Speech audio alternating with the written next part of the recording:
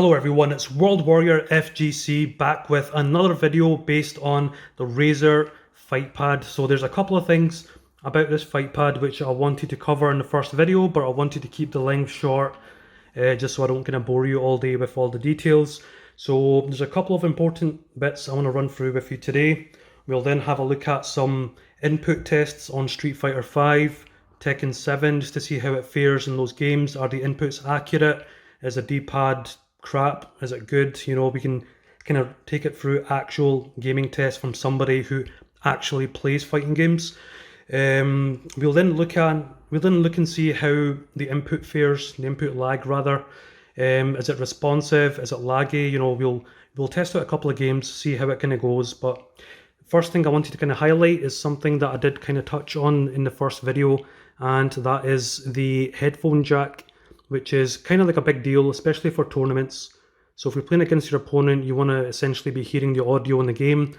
I mean, for me personally, when I'm like using like the headphone jack is basically something that wasn't available in like Mad Catz or Hori Fightpads. It kind of forced me to purchase a gaming headset so I can play Street Fighter and party chat with my friends. I've been using Discord ever since. I'd probably say it's a better option, to be honest. Speaking of tournaments, there is another neat feature built into this controller. It's called competition mode. So what competition mode basically does is when you press this volume button and this mute button, you press both of these buttons together, the little light indicator that normally comes here, it turns into white to indicate that competition mode is activated. What that basically does is your PlayStation home button, your options button and your share buttons, it disables all three of these buttons in tournaments. So you're not going to have any accidental button presses during your gameplay. So that's quite important. And that's just one thing that you can keep in mind of, because essentially they're not going to be getting in the way. So let's have a look at some actual game tests for inputs and see how accurate this this clicky D-pad is. So we'll take it through its paces, see how it works.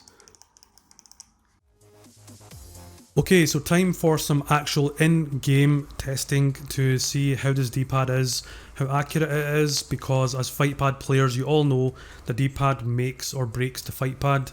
So let's start with something basic like a meaty setup. So fairly clean. So I've got the two medium punches, the hard punch DP into the critical art shortcut, so that seemed fine. Let me just try this Tatsu combo that I like to do in the neutral sometimes if I get line breaker.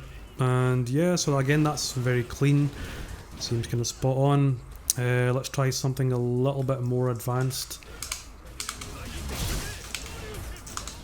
Okay, now if you notice from that DP input, I got the dragon punch from down forward, which is the diagonal input. A lot of fight pads I normally get that after I've pressed forward, like a Hadouken kind of shortcut, but this quite cleanly recognised the down forward with the punch, which is actually a very good thing.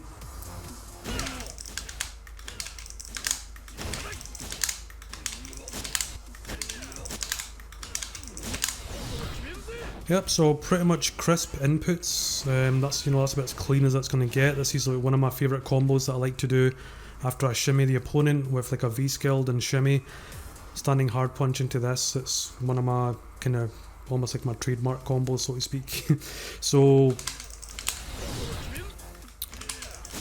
pretty clean, you know, I don't really see how you can get any cleaner kind of input. So one thing that I do like in particular is when you're moving around, well, you can hear this clicking from the D-pad, you get a really good sense of where you are, where your character's moving.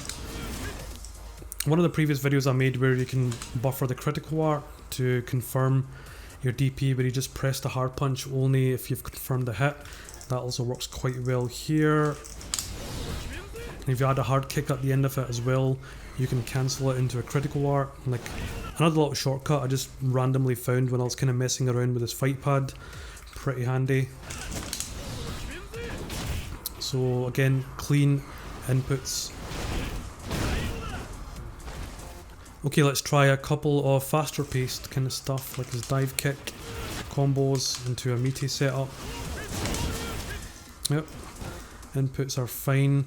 Now, one thing that I like in particular about this Mecha Tactile D-pad is just, you know, the feeling of the inputs. So if you're crouch blocking, you know, you can really feel that you are holding that part of the controller due to the sound, the feedback.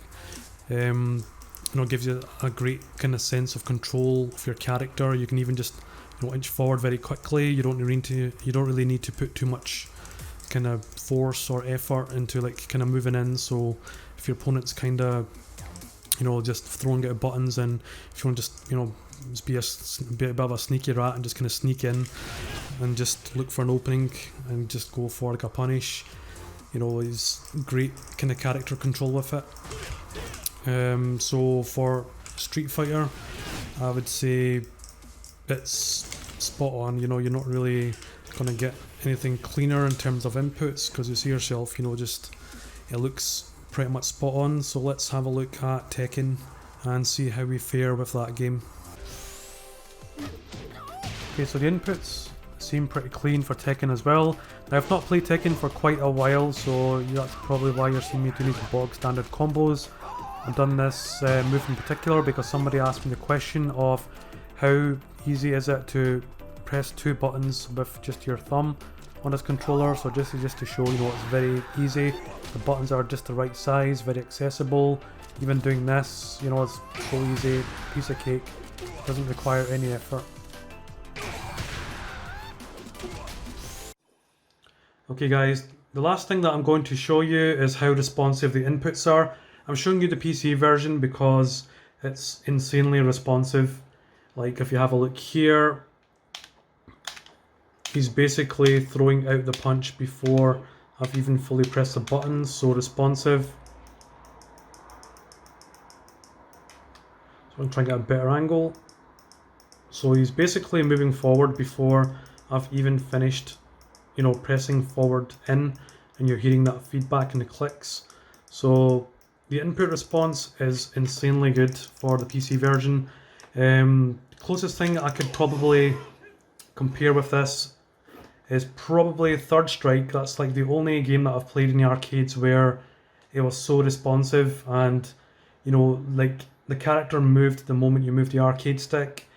He throws out his normals the moment you press a button, and you know, you feel like you're in complete synchronization with that character. This is probably the closest that you'll get to that for Street Fighter V. It's so responsive. Like the moment you're basically touching the D-pad, he's basically moving. You can probably even hear yourself, you know, he's moving even before you're hearing that feedback. This is the closest to that, but this is offline, bear in mind. I've tried online and it's really good online as well. So guys, that about wraps up this video, and again, any questions, feel free to leave any comments below, and I'll catch up with you guys in the comments. Take care.